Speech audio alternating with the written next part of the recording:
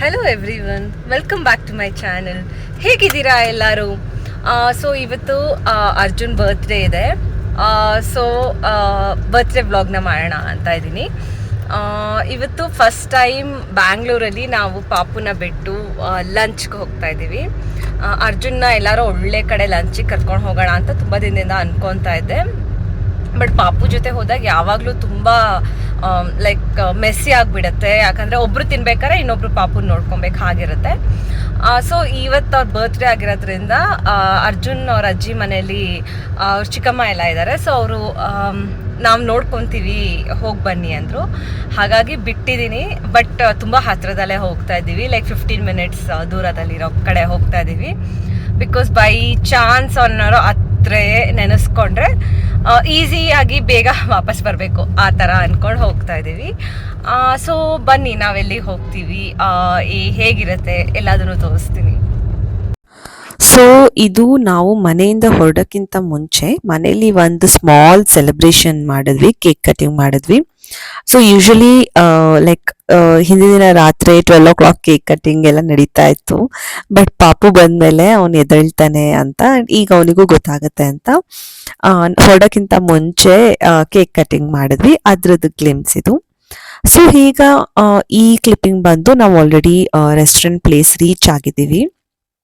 So ನಾವು ಬಂದಿದ್ದು ಸಾಕಾರ್ Nagar restaurant. ಆ ರೆಸ್ಟೋರೆಂಟ್ ಹೆಸರು ಬಂದು ಕೈಬಾ ಅಂತ. I hope I am pronouncing it correctly, KYBA, ಕೈಬಾ ಅಂತ. ಸೊ ಇದು ನಾವು ಫಸ್ಟ್ ಟೈಮ್ ಈ ರೆಸ್ಟೋರೆಂಟ್ಗೆ ಬಂದಿದ್ದು.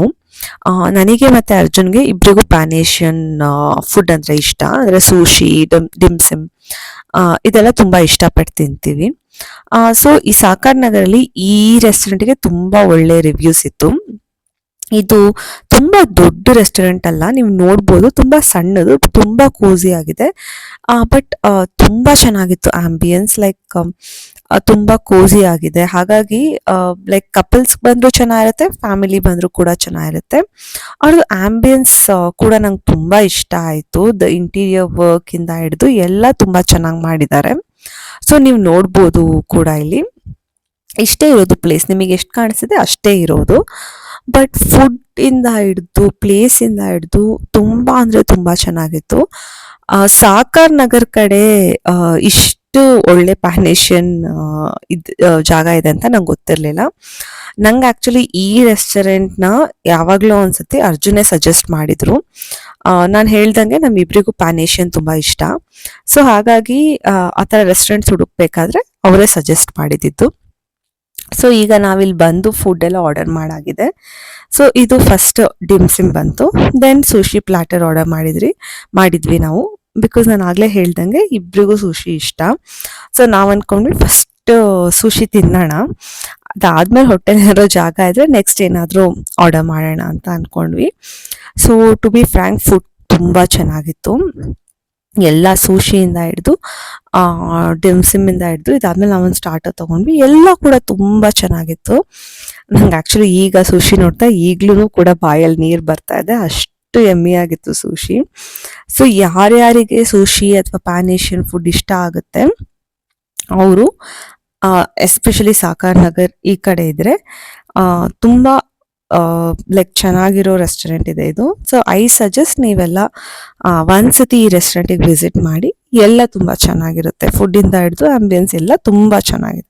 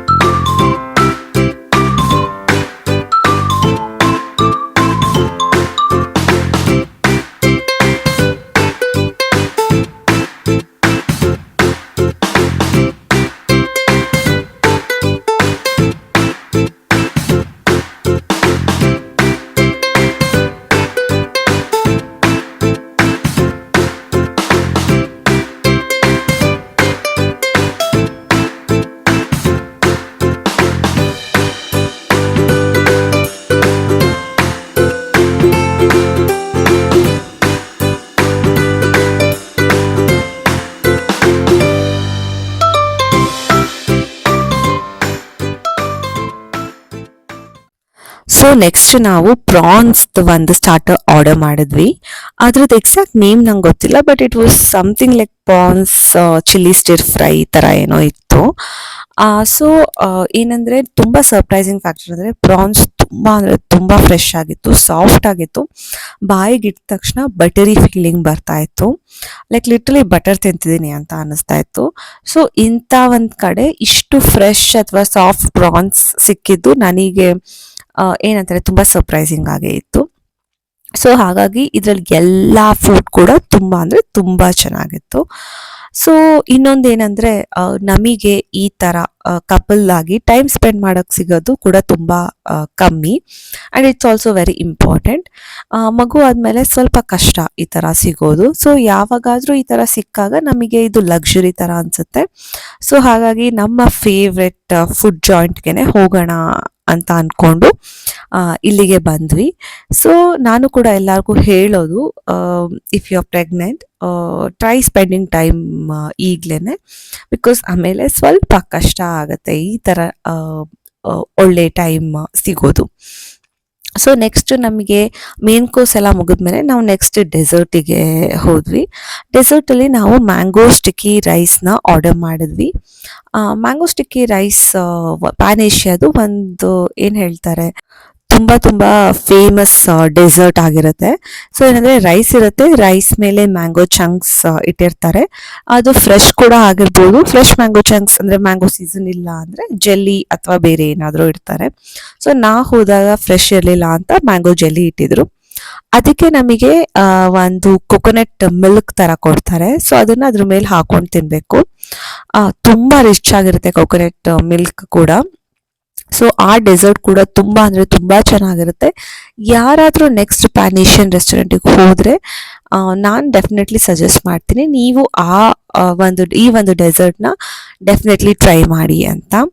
ಸೊ ನಾನು ಇದಾದ್ಮೇಲೆ ಯಾವ ಕ್ಲಿಪ್ಪಿಂಗು ಕೂಡ ತಗೊಳಕ್ಕಾಗಲಿಲ್ಲ, ಬಿಕಾಸ್ ಏನಂದರೆ ನನಗೆ ಗೊತ್ತಾಯಿತು ನನ್ನ ಮಗಂಗೆ ನಿದ್ದೆ ಬಂದೆ. ಆ್ಯಕ್ಚುಲಿ ಅದೊಂದು ನಿದ್ದೆ ಟೈಮ್ ಕೂಡ ಆಗಿತ್ತು.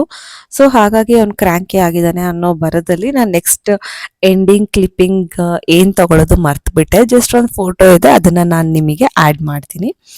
ಸೊ ನಾನು ಈ ವ್ಲಾಗ್ನ ಇಲ್ಲೇ ಎಂಡ್ ಮಾಡ್ತೀನಿ. ಇದು ಒಂದು ಮಿನಿ ವ್ಲಾಗ್ ಆಗಿತ್ತು, ನಮ್ಮ ಒಂದು ಸಣ್ಣ ಔಟಿಂಗ್ದು ಮಿನಿ ವ್ಲಾಗ್ ಆಗಿತ್ತು. ಐ ಹೋಪ್ ನಿಮಗೆಲ್ಲ ಈ ವ್ಲಾಗ್ ಇಷ್ಟ ಆಗಿದೆ ಅಂತ. ಈ ವ್ಲಾಗ್ ಇಷ್ಟ ಆದಲ್ಲಿ ಪ್ಲೀಸ್ ಲೈಕ್, ಶೇರ್, ಕಮೆಂಟ್ ಹಾಗೂ ಸಬ್ಸ್ಕ್ರೈಬ್ ಮಾಡಿ.